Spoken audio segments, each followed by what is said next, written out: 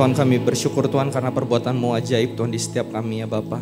Tuhan hari ini kami bersyukur Tuhan kumpulan kami Tuhan. Dengan segala keadaan kami bersyukur hari ini kami datang dengan hati yang bersuka cita ya Tuhan. Tuhan hari ini kami mau dengar firman-Mu, kami mau dengar isi hati-Mu, kami mau dengar apa yang Tuhan mau bilang ke kami Tuhan. Tuhan kami mau dengar apa yang Tuhan mau koreksi di hidup kami, apa yang Tuhan mau tambahkan di hidup kami, apa yang Tuhan mau tambahkan, sempurnakan di dalam kehidupan kami Tuhan. Buat setiap kami Tuhan mendengar dengan baik Tuhan setiap isi hati-Mu. Bukan karena kehebatan hamba, bukan karena kebisaan, bukan karena apapun Tuhan, namun karena roh Tuhan sendiri Tuhan yang menjamah setiap hati saat ini. Kami percaya Tuhan, Kau yang ubahkan tanah setiap hati kami semua Tuhan di tempat ini Tuhan menjadi tanah hati yang gembur Tuhan. Tanah hati yang mudah untuk dimasuki, mudah untuk firman Tuhan bertumbuh di sana ya Bapa. Kami berdoa sungguh Tuhan, biar firman-Mu yang berbicara kuat, biar firman-Mu yang mengubahkan setiap kami. Kami mau mempersiapkan hati kami mau duduk diam, kami mau fokus memberikan yang terbaik Tuhan dalam mendengarkan firman-Mu ya Bapa. Kami serahkan semua ke dalam tangan-Mu, biar Kau yang tutup bungkus semua kemuliaan untuk nama-Mu Tuhan. Hanya di dalam nama Tuhan Yesus Kristus. Mari yang siap untuk mendengarkan firman Tuhan, mari kita sama-sama berkata amin. Oke, thank you untuk tim musik. Thank you untuk ya semuanya, dipersilakan untuk kembali duduk. Oke, shalom semuanya. Shalom semuanya. Kalau shalom next gen tadi kata Kenny dijawabnya apa? Gak ada ya? Gak ada yang ingat ya? Apa gimana? Oke. Ya shalom semuanya. Jadi perkenalkan nama saya Yeskiel. Kayak gitu buat teman-teman yang mungkin belum tahu atau baru pertama kali kenal, kenalin nama saya Yeskiel. Kayak gitu. Tema yang mau dibawain hari ini kayak gitu di ibadah sekarang kayak gitu saat ini adalah tentang hubungan kayak gitu. Tadi di ibadah 1 juga bahas tentang hubungan kayak gitu, bagaimana kita bangun hubungan sama Tuhan kayak gitu. Seberapa penting hubungan dengan Tuhan itu di dalam kehidupan kita teman-teman. Teman-teman yang nanti mau penasaran kayak gitu, pengen tahu juga kayak gitu, bisa nonton di YouTube kita. Nah, hari ini aku juga mau nyinggung sedikit tentang hubungan dengan Tuhan kayak gitu teman-teman. Banyak banget jenis hubungan yang ada di kehidupan kita, entah itu keluarga, entah itu pertemanan kayak gitu, entah itu di dalam bisnis, di dalam usaha, di dalam sekolah, apapun yang kita lagi jalanin saat ini kayak gitu, di setiap lini kehidupan kita, di setiap harinya kita saat bertemu dengan orang kayak gitu, bisa jadi ya kita lagi bangun hubungan sama orang itu kayak gitu. Kalau orang itu bukan orang asing buat kita bangun hubungan tanpa kita sadari dengan begitu banyak orang. Di sini ada yang bisa ingat kalian udah bangun hubungan sama siapa aja? Ya itu bukti bahwa kita udah berhubungan dengan banyak banget orang kayak gitu. Sampai mungkin ibaratnya gak terhitung kayak gitu jumlahnya kayak gitu. Ya pakai jari tangan udah gak mungkin bisa lah kayak gitu. Kita udah berkomunikasi sama siapa aja kayak gitu. Hubungan bisa permanen kayak orang tua kayak gitu yang memang dari lahir kita udah ada kayak gitu. Atau hubungan yang lama atau hubungan yang istilahnya sebentar kayak gitu. Banyak banget jenisnya. Kayak gitu, banyak banget jenis hubungan di sini. Nah, pertanyaannya kenapa hari ini, khususnya hari ini gitu, kita bahas tentang hubungan gitu. Ada apa dengan hubungan sih? Kayak apa pentingnya menjaga sebuah hubungan kayak gitu. Kita mesti ngapain kayak gitu. Dan banyak pertanyaan-pertanyaan yang mungkin teman-teman bingungin kayak gitu terkait tentang hubungan. Tapi teman-teman, sebelum kita mau bahas hubungan-hubungan yang lain kayak gitu, entah ke sesama atau dalam hal apapun, aku mau ajak kita sama-sama kayak gitu, buat betul-betul mengerti dengan jelas kayak gitu, satu hubungan yang terpenting di dalam kehidupan kita. Di atas segala hubungan yang ada, ini hubungan yang harus kita miliki kayak gitu sebagai orang percaya teman-teman, yaitu hubungan dengan Tuhan kayak gitu. Kita bilang diri kita orang Kristen kayak gitu.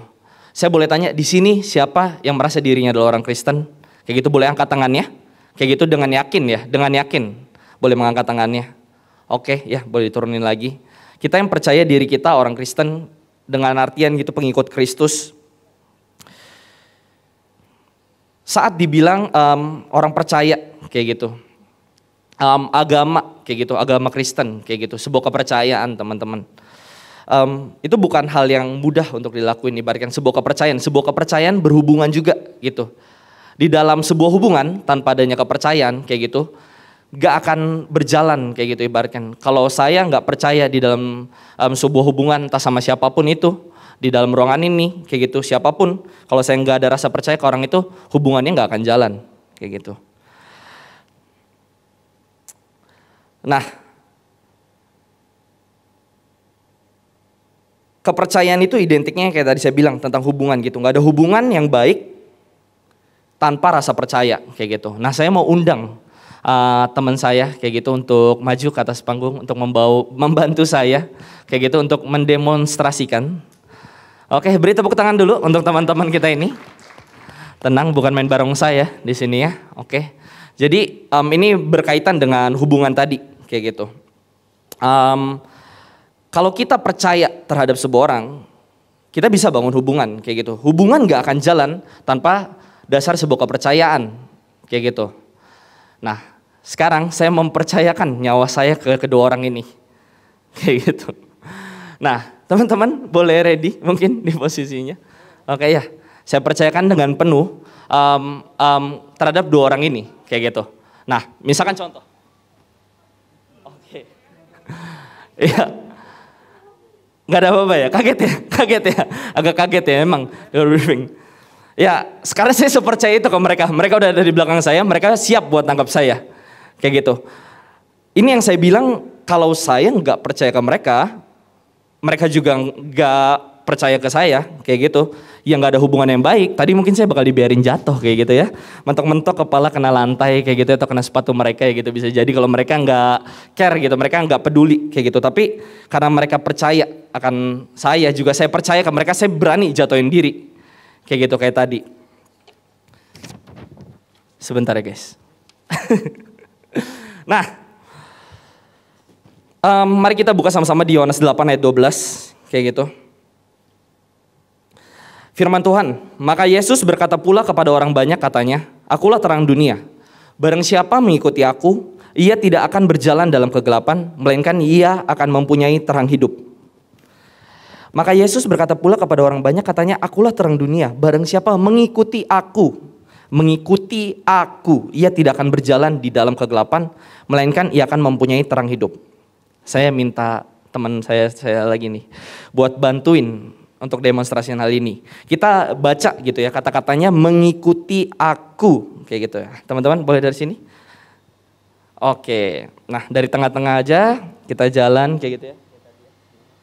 Oke ya, ini nggak mau fashion show ya, ini kita lagi normal aja ya, jangan terlalu berekspektasi kita bakal sekeren apa kayak gitu. Turunin aja semua ekspektasi kalian, oke ya? Oke, ya boleh mulai. Oke, dia bilang mengikut aku kayak gitu. Sini bro, ikut gua bro, kayak gitu.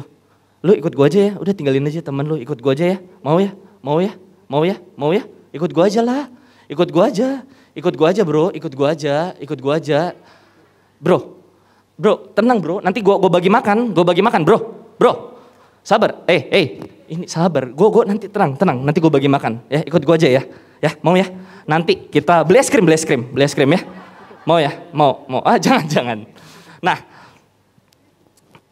kenapa saya sangat sulit untuk mengajak ya Ko Aldi di sini kayak gitu, buat ikut saya kayak gitu, karena hubungan saya dengan Ko Aldi ibaratnya kayak tadi kayak orang asing kayak gitu. Saya orang asing terhadap Ko Aldi, saya nggak kenal kayak gitu. Saya tiba-tiba ketemu di jalan, saya tarik orang. Bayangin kita di jalan tiba-tiba digandeng orang. Mungkin di sini ada yang pernah salah gandeng atau kayak gimana? Pernah lah, mungkin ngalamin rasanya malunya segimana kayak gitu. Bayangin hal itu. Ini sengaja gitu ditarik. Ayo sini ikut saya. Tapi nggak ada hubungan apa-apa. Sedangkan mereka berteman karib kayak gitu ya. Bisa ya udah sebuah contoh baik dalam persahabatan lah, luar biasa mereka. Ya contohnya kayak gitu, maksudnya saya nggak mungkin bisa meyakinkan dia untuk ikut saya kayak gitu. Sedangkan saya nggak punya hubungan apa-apa sama Ko Aldi kayak gitu. Nah teman-teman di sini, atas dasar apa kita ikutin orang tadi? Ya kita kenal dulu kayak gitu. Aldi udah kenal banget sama Andino kayak gitu. Mereka udah akrab lah, udah sohib, udah sebutannya apa aja, hopeng segala macam udah disebut kayak gitu. Semua orang juga kayaknya mau berdiri di tengah-tengah mereka tuh berasa panas gitu, nggak bisa kayak gitu rasanya. Udah susah banget, hubungannya udah dekat banget. Nah, dibilang di ayatnya, ia tidak akan berjalan dalam kegelapan jika ia mengikut aku. Kayak gitu. Mengikut aku di sini mengikut Tuhan, teman-teman. Akunya A huruf besar kayak gitu. Nah, saat kita mengikut Tuhan, teman-teman, kita harus pastiin kita punya hubungan juga dengan Tuhan. Kita nggak bisa kayak tadi ikut Tuhan kayak gitu tapi nggak kenal kayak gitu. Lama-kelamaan percayalah teman-teman, kalau kalian nggak bangun hubungan sama Tuhan, ya kayak Aldi tadi, nggak mau, mending dia ikut sama yang dia kenal kayak gitu. Tapi karena kalau dia kenal saya perlahan-lahan kayak, bro, yuk nanti ya bro ya, nanti bisa bareng kan ya, ditinggal bentar nggak apa-apa kan ya temennya ini ya, ditarik bentar ya kayak gitu ya, ikut ya, oke bro. Jadi nanti ya kita nongkrong-nongkrong aja lah, kita santai-santai aja ya, relax aja ya, happy-happy ya, ngapa-ngapain aja ya, nanti doa baca firman Tuhan kita bareng ya, satu doa bareng ya. Oke ya, pokoknya apapun lah. Saya bangun kedekatan dengan cara apapun, ini cuma contoh doang ya. Gak mungkin kayak begini ya, bangun hubungan di kehidupan nyata kayak gitu. Nah tapi kurang lebih seperti itu. Di sini dibilang, barang siapa yang mengikut aku, barang siapa yang mengikut Tuhan, ia tidak akan berjalan di dalam kegelapan kayak gitu. Kegelapan di sini ya dalam artian pasti dosa kayak gitu. Saat kita ikut Tuhan dengan sungguh-sungguh kayak gitu, kita nggak akan berjalan di dalam kegelapan. Tuhan di sini bukan bilang kita nggak akan tersandung kayak gitu. Kita nggak akan capek, kita nggak akan letih kayak gitu. Di sini ada yang pernah di terang benderang di siang hari yang begitu cerah masih tersandung? Saya pernah kayak gitu. Saya akuin aja, saya pernah kayak gitu. Di tengah siang bolong kayak gitu, di tengah saya masih bisa lihat jalanan, saya tiba-tiba kesandung kayak gitu. Bisa, sangat bisa kayak gitu. Apalagi berjalan dalam kegelapan kayak gitu. Lebih mungkin untuk tersandung kayak gitu. Tapi teman-teman di sini bukan Tuhan jamin sebuah jaminan yang kayak tenang, kau nggak akan tersandung, kau nggak akan capek, letih segala macam. Tapi dia bilang kita tidak akan berjalan di dalam kegelapan kayak gitu. Kita tidak akan berjalan dengan dosa. Kita nggak akan hidup dekat dengan dosa. Kita nggak akan bergumul erat dengan dosa kayak gitu. Tapi kita bergumul erat dengan Tuhan gitu. Melainkan ia akan mempunyai terang hidup. Ia itu kita yang mengikut dia, mengikut Tuhan. Akan mempunyai terang hidup. Terang hidup ini maksudnya hidup yang benar di hadapan Tuhan. Hidup yang bernyala-nyala di hadapan Tuhan kayak gitu. Terang hidup kita di sini, saya percaya mungkin sebagian udah banyak yang tahu tentang terang dan garam kayak gitu. Udah sering dengar juga. Kita betul-betul akan menjadi terang hidup di dalam kehidupan kita kayak gitu. Menerangi siapapun, menerangi siapa aja di sekeliling kita, di dalam hubungan apapun yang kita punya kayak gitu. Nah, teman-teman, kenapa hidup dalam kegelapan itu lebih gampang kayak gitu rasanya? Di sini dibilang mengikut aku, ia tidak akan berjalan di dalam gelap. Caranya kalau kita mau hidup dalam kegelapan ya kita tinggal nggak ngikut Tuhan aja. Kita udah gampang gitu buat terseret ke dalam kegelapan. Cukup gak mengikut Tuhan, kita udah berjalan di dalam kegelapan. Perintahnya kan ikut aku kalau gak mau berjalan di dalam gelap. Begitu gampangnya dunia atau arus dunia yang bawa kita buat ngelakuin hal-hal yang salah di mata Tuhan. Hal-hal yang mendukakan hati Tuhan kayak gitu. Gak perlu cari-cari dosa kayak gitu. Nanti lama-lama ya dunia bisa tarik kita kayak gitu. Makanya kita mesti sama-sama aware hal ini. Kita mesti sama-sama sadar untuk mengikut Tuhan dengan kesadaran penuh kayak gitu. Supaya kita gak dibawa jalan di dalam kegelapan itu. Supaya hidup kita punya terang. Di sini aku mau kita sama-sama baca kisahnya Ayub gitu. Mungkin boleh ditampilin juga kisahnya Ayub di Ayub 1 ayat 1-3-nya dulu. Oke. Ada seorang laki-laki di tanah Uz bernama Ayub, orang itu saleh dan jujur. Ia takut akan Allah dan menjauhi kejahatan. Wow, orang itu saleh dan jujur, ia takut akan Allah dan menjauhi kejahatan. Sempurna. Kayak gitu ya, perfect score bagi Tuhan kayak gitu ya. Ia mendapat 7 anak laki-laki dan 3 anak perempuan. Ia memiliki 7.000 ekor kambing domba, 3.000 ekor unta, segala macam soon-soon, sehingga orang itu adalah orang terkaya kayak gitu ya. Sebuah pribadi yang bisa dibilang sangat diberkati gitu ya sama Tuhan kayak gitu. Segala halnya diberkati, dilimpahkan kayak gitu ya. Tapi apa ini terjadi tolak ukur bisa dibilang Ayub dekat sama Tuhan karena apa teman-teman kira-kira? Karena kekayaannya yang banyak. Ayub dekat sama Tuhan, kita bisa bilang Ayub dekat punya hubungan yang baik sama Tuhan karena dia punya harta yang banyak. Banyak di dunia ini, nggak tahu ya mungkin lebih banyak atau gimana, tapi banyak di dunia ini orang-orang yang nggak kenal Tuhan punya harta yang lebih banyak kayak gitu. Kalian bisa lihat lah sekeliling kalian kayak gitu di teman sekolah kayak gitu, kalian bawa apa, teman kalian bisa bawa sebuah hal yang lebih wah lagi, lebih luar biasa lagi kayak gitu. Jadi kayaknya takarannya bukan karena kekayaannya teman-teman, tapi karena pribadinya Ayub kayak gitu. Karena Ayub punya sebuah sikap atau karakter yang menyenangkan hati Tuhan gitu. Orang itu saleh dan jujur, ia takut akan Allah dan menjauhi kejahatan.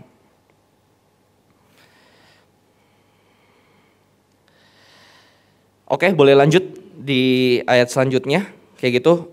Boleh dilanjut di ayat selanjutnya, itu bercerita tentang Ayub akhirnya kehilangan semuanya gitu. Karena iblis datang ke Tuhan, dia bilang itu hambanya dicobain aja kayak gitu, dibiarin supaya mengalami pencobaan. Akhirnya Ayub kehilangan semua harta dan kehilangan juga keluarganya.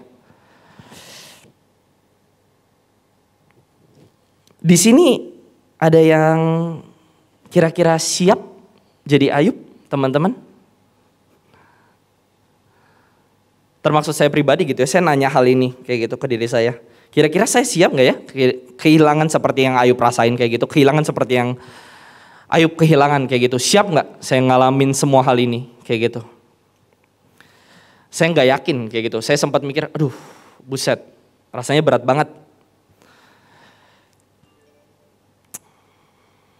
Tapi Ayub kayak gitu kalau kita baca gitu ya di ayat 1 ayatnya yang ke-20. Dia bilang, maka berdirilah Ayub lalu mengoyak jubahnya dan mencukur kepalanya, kemudian sujudlah ia dan menyembah. Katanya, dengan telanjang aku keluar dari kandungan ibuku dan dengan telanjang juga aku akan kembali ke dalamnya. Tuhan yang memberi, Tuhan yang mengambil, terpujilah nama Tuhan. Ibaratkan kayak gini, ini contoh terakhir nih buat saudara-saudara di sini. Oke. Nah, misalkan anggap saya Tuhan, ini Ayub. Ya. Ayub nih. Amin dong. Amin. Amin. Jadi Ayub lumayan kan rezekinya banyak ya, tapi pencobaan dulu. Siap. Oke ya. Nah, misalkan saya jadi Ayub. Ceritanya di sini lagi ada prasmanan. Kayak gitu. Saya bayarin Tuhan, bayarin Ayub. Yuk. Kita makan-makan di prasmanan ya. Gue bayarin, tenang aja. Gue bayarin. Pilih. Ini apa nih? Ayam. Ambil. Ayam, ambil. Ikan. Dua. Jangan. Nah, kurang. Nah, terus kalkun. Ya. Lehernya aja. Ya. Oke. Terus apa lagi? Mau apa lagi? Udang. Seafood. Minum. Butuh minum ya, betul ya. Minum. Ambil. Apa? Soda susu. Terus apa lagi? Es krim. Boleh. Ambil. Semua ambil. Oke. Ayo siap makan? Siap makan ya.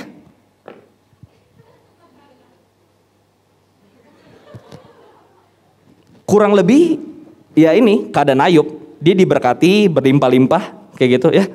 Beri tepuk tangan dulu untuk kedua rekan saya kayak gitu ya. Terima kasih banyak. Kurang lebih keadaan Ayub kayak gitu. Dia dikasih nih sama Tuhan. Nih banyak banget. Itu kalau mungkin nanti benar-benar ada prasmanan itu ibaratkan piring udah penuh banget, udah ngegunung kayak gitu. Dia diberkati sama Tuhan, berlimpah-limpah benar-benar. Ya dia gak mungkin bisa ngurus itu sendiri. Kalau kita udah gak bisa ngurus itu sendiri berarti itu udah banyak hitungannya kayak gitu. Dia dapat semua hal itu kayak gitu. Tapi tiba-tiba Tuhan izinin kayak gitu yang kayak tadi. Cepat hilang semuanya. Snap gitu. Di detik itu juga kehilangan semuanya. Ajaibnya Ayub agak lain. Dia tetap ikut Tuhan, dia bilang yang kayak tadi, dengan telanjang aku keluar dari kandungan ibuku, dengan telanjang juga aku akan kembali ke dalamnya. Tuhan yang memberi, Tuhan yang mengambil, terpujilah nama Tuhan. Luar biasa kalau kita punya sikap yang sama seperti Ayub kayak gitu di dalam hubungan kita dengan Tuhan. Kayak gitu, hubungan kita dengan sesama kayak gitu. kalau kita bisa jadi kayak Ayub, saya percaya ya hubungan yang kita jalin pasti bakal luar biasa kayak gitu. Terkhusus dengan Tuhan kayak gitu. Kita nggak ada hitung-hitungan lagi, ya memang udah semuanya hak Tuhan. Tuhan mau ambil ya udah terjadi kayak gitu. Tuhan mau kasih, terima kasih Tuhan. Bersyukur kayak gitu. Tuhan mau ambil, ambil Tuhan, nggak apa-apa, ambil semuanya kayak gitu. Kita bisa kasih dengan penuh kerelaan hati. Tapi nggak sampai di sini ya, teman-teman tahu ceritanya ya. Ayub bukan hanya kehilangan semua hartanya, dia juga kena penyakit borok di sekujur tubuh. Kalau sekarang tuh ibaratkan apa ya, yang lagi kemarin tuh, yang lagi sempat mau masuk ke Indonesia juga ada sebuah penyakit kayak gitu. Nah, bayangin borok satu tubuh kayak gitu, borok satu tubuh. Sampai dia berdiri atau duduk kayak gitu di samping tempat sampah kayak gitu. Saking dia ngerasa nggak layak, kayaknya gue masih di dalam rumah nggak layak. Gue di rumah sakit aja nggak layak kayak gitu. Mungkin di sono di zaman itu entah ada tempat tabib atau apa, dia nggak masuk ke sana. Dia udah di tempat sampah aja, di samping tempat sampah. Di Alkitab ditulis di samping tempat sampah, sambil dia garuk borok-boroknya pakai beling kayak gitu. Saya mikir lagi, sanggup nggak saya kira-kira ngalamin hal ini gitu. Mungkin teman-teman juga bisa tanyain hal yang sama. Sanggup nggak rasanya kalau kita berada di posisi kayak gitu. Dan di Ayub kedua, ayatnya yang ke-9 kayak gitu, istrinya datang nih ke Ayub. Dia bilang, maka berkatalah istrinya kepadanya, masih bertekunkah engkau dalam kesalehanmu, kutukilah Allahmu dan matilah, kayak gitu. Istrinya sendiri yang bilang, kutukilah Allahmu dan matilah. Buat apa bertekun lagi di dalam Tuhan? Buat apa setia dalam Tuhan? Mungkin saya nggak tahu di sini ada yang pernah ngalamin atau enggak, tapi mungkin ada di antara kita yang pernah ngalamin kayak gini. Teman-teman kita yang ya bikin kita ngedown dari segi rohani atau apapun itu. Dia bilang kayak, udahlah ngapain gereja, ngapain pelayanan, tinggalin. Gak seru, gak enak, buat apa? Gak bisa ngelakuin ini itu. Tiap hari Minggu datang, dari pagi sampai sore, capek, pulang. Kayak gitu. Udah gak usah, istirahat aja enak hari Minggu. Banyak ya kayaknya teman-teman mungkin yang ada juga yang ngalamin kayak gitu hal ini. Atau mungkin bisa jadi terbesit hal ini kayak gitu.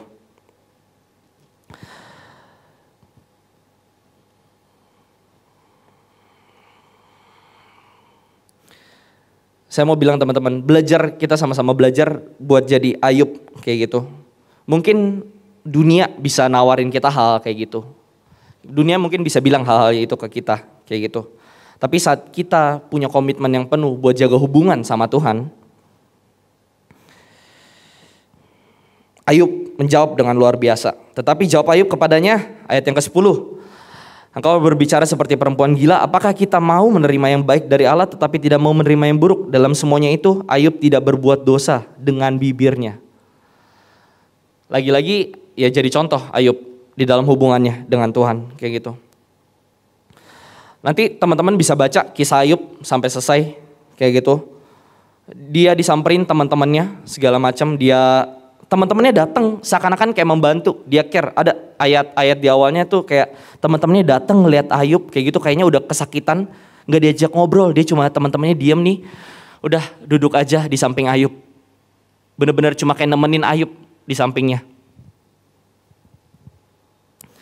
Tapi kalau teman-teman baca setelahnya, ada ayat di mana Tuhan bilang bahwa teman-temannya itu nggak benar, bahwa teman-temannya itu nggak hidup, nggak benar di hadapan Tuhan kayak gitu. Hati-hati saat kita bangun hubungan sama teman-teman kita yang kita rasa dia care, dia peduli, bahkan mungkin lebih peduli dari orang-orang yang orang Kristen di sekitarnya kayak gitu. Dia peduli, dia care, dia nemenin gue sakit ditemenin, gue ada masalah jadi teman cerita kayak gitu. Hati-hati teman-teman, kalau cuma care, kalau cuma peduli teman-teman, banyak yang bisa kasih gitu. Host acara amal di TV-TV juga bisa kasih kayak gitu. Mereka peduli datang ke rumah-rumah, kasih duit kayak gitu. Semuanya bisa kayak gitu. Tapi sebuah hal yang berbeda kayak gitu.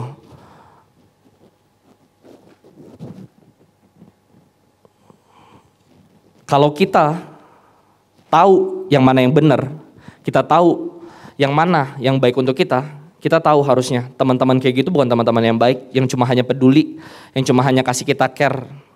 Tapi teman-teman yang betul-betul bisa ngasih input buat kita supaya stay on track. Track mana? Tracknya Tuhan, di jalannya Tuhan. Bisa ngasih tahu kita kebenaran, ngomongin kita kebenaran. Sekalipun susah, tetap diomongin ke kita. Sesusah apapun. Harusnya kita cari teman-teman yang kayak gitu. Saya bukan minta kalian sekarang musuhin semua teman kalian yang jahat. Bukan, tapi kita sama-sama percaya gitu, kita yang tahu kebenaran. Ya kita justru yang jadi dampak buat mereka. Kita yang bawa mereka buat ngedekat juga dengan Tuhan. Buat mereka kenal kebenaran, kayak gitu.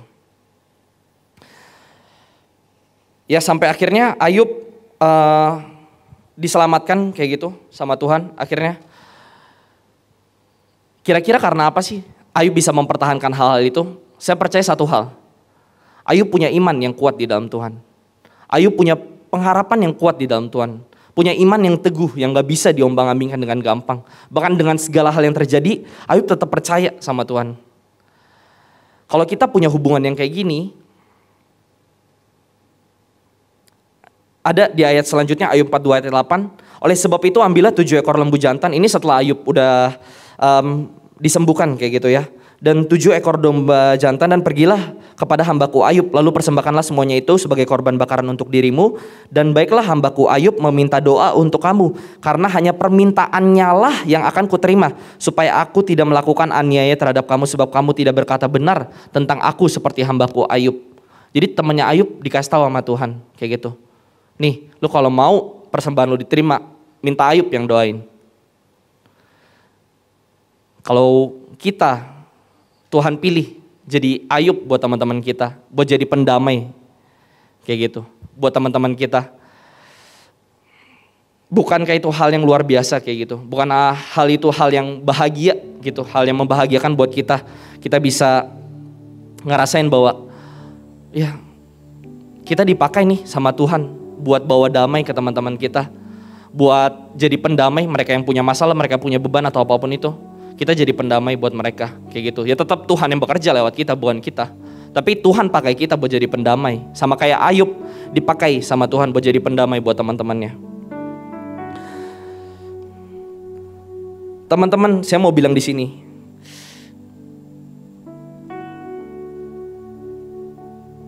Tuhan tetap nilai Ayub memiliki hidup yang benar. Dan setinggi itu rasa percaya Tuhan ke Ayub. Bahkan ketika udah terjadi segala macam hal, Tuhan tetap bilang, ini hambaku yang saleh kayak gitu. Dan jujur, dia bilang lagi kayak gitu. Ayub juga punya respon yang sama, dia punya iman yang dalam gitu sama Tuhan. Dia punya iman yang kuat sama Tuhan.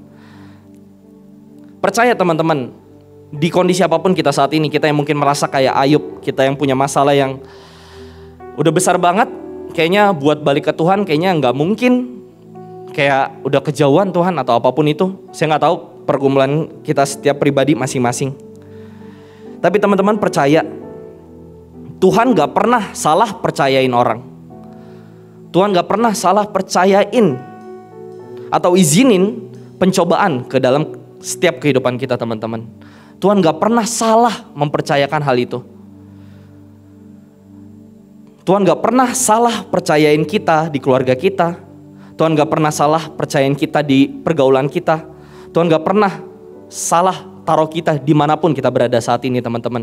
Dimanapun saat ini, di dalam kondisi apapun yang kita alami.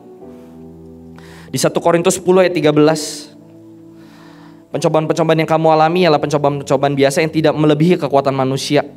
Sebab Allah setia dan karena itu Ia tidak akan membiarkan kamu dicobai melampaui kekuatanmu. Percaya itu teman-teman. Bahwa saat kita bangun hubungan sama Tuhan, saat kita punya iman yang benar di hadapan Tuhan,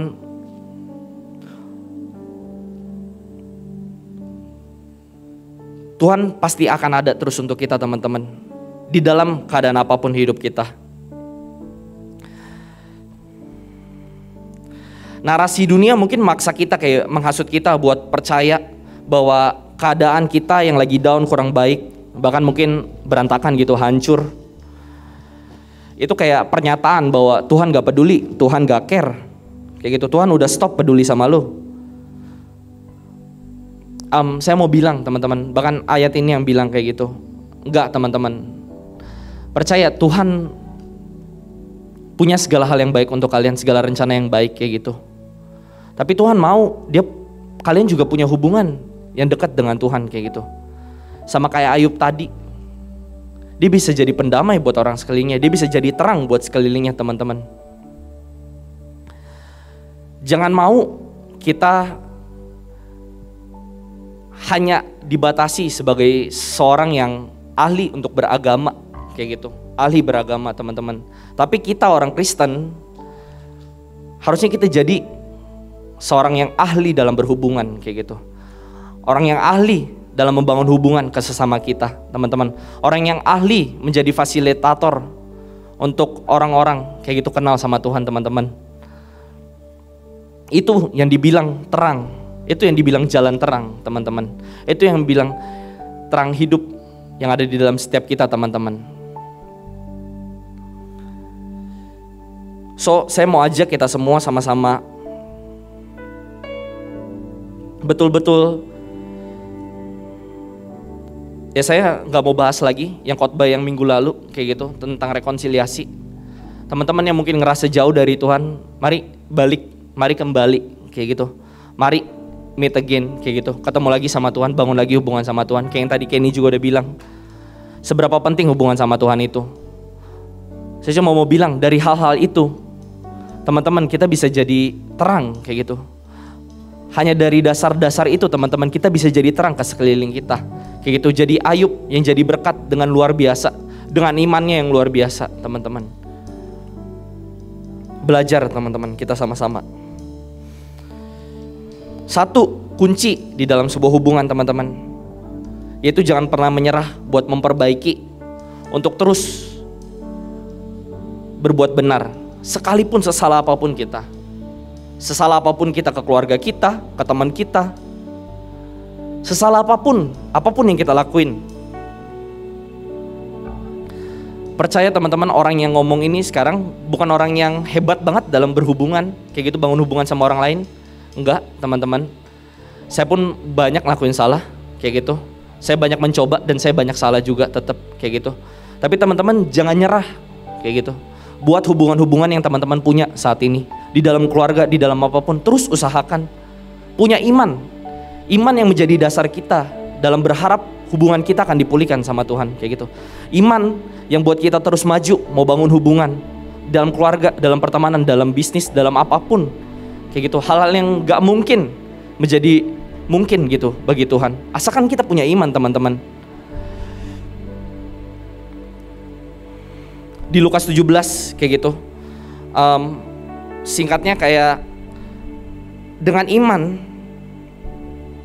sebesar biji sesawi saja kamu dapat berkata kepada pohon ara ini, terbantunlah engkau, tertanamlah di dalam laut, dan ia akan taat kepadamu. Hanya dengan iman yang sekecil itu teman-teman bisa memindahkan pohon ara. Teman-teman nanti di sini bisa search pohon ara itu segede apa, akarnya sedalam apa, gimana cara cabutnya pohon ara kayak gitu. Buat teman-teman yang mungkin udah pernah ke Israel bisa ngeliat sendiri pohon ara tuh bentukannya kayak gimana. Teman-teman bisa bayangin sendiri nanti seberapa powerfulnya iman yang disebut di ayat ini. Iman sebiji sesawi itu yang bisa cabut pohon ara itu. Jadi teman-teman, milikilah iman. Pakai iman kalian buat menjalani setiap hubungan yang kalian punya saat-saat ini. Jangan mau yang kayak tadi diperdaya oleh iblis atau apapun itu. Tapi mari kita sama-sama bawa iman yang benar ke hadapan Tuhan. Sharing saya selesai di sini. Saya mau ngajak kita sama-sama bersatu di dalam doa. Mari kita siapkan sikap hati kita yang terbaik. Bapak yang baik Tuhan, terima kasih.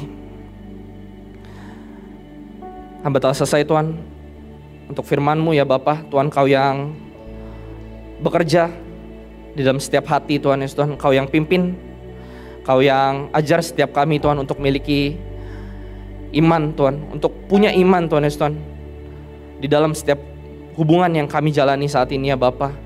Kami percaya iman kami Tuhan Setiap iman dan pengharapan kami, Tuhan, kami taruh kepadamu ya Tuhan. Tuhan, kami mau bawa Tuhan Yesus Tuhan. Tuhan, ajar setiap kami untuk jadi terang-Mu, ajar setiap kami untuk jadi berkat dimanapun kami berada Tuhan. Tuhan, kami gak mau berjalan di dalam jalan yang gelap. Kami gak mau ditarik dunia. Kami gak mau main-main dengan dosa. Kami saat ini bilang, kami mau belajar. Biar Tuhan yang sempurnakan, biar Tuhan yang ajar setiap hati saat ini untuk terus mau mengikut Tuhan. Tuhan, bukan dengan kesempurnaan, namun ajar kami untuk gak nyerah Tuhan. Ajar kami untuk terus berjuang ya Bapa. Kau yang pimpin setiap kami Tuhan. Kau yang pimpin setiap kami. Dengan segala keterbatasan, dengan segala apapun yang kami punya, Kau Allah yang memimpin setiap kami ya Bapa. Kami percaya di saat kami mau merendahkan diri, kami mau berubah, kami mau merekonsiliasi diri kami kembali dengan Kau Tuhan. Kami percaya hubungan-hubungan yang kami miliki juga akan Tuhan pulihkan Tuhan. Kami percaya Kau akan ubahkan semuanya Tuhan menjadi baik Tuhan. Dan bukan hanya baik Tuhan, tapi benar Tuhan di mata-Mu ya Bapa. Kami berserah ke dalam tangan-Mu Tuhan. Biar Engkau yang remakan setiap firman yang ada Tuhan Yesus Tuhan di setiap tanah hati kami ya Bapa. Kami serahkan semua ke dalam tangan-Mu. Kau yang bekerja Tuhan. Segala hormat, pujian, kemuliaan hanya bagi nama-Mu Tuhan. Mari kita semua yang percaya dengan iman, mari kita sama-sama katakan amin. Amin.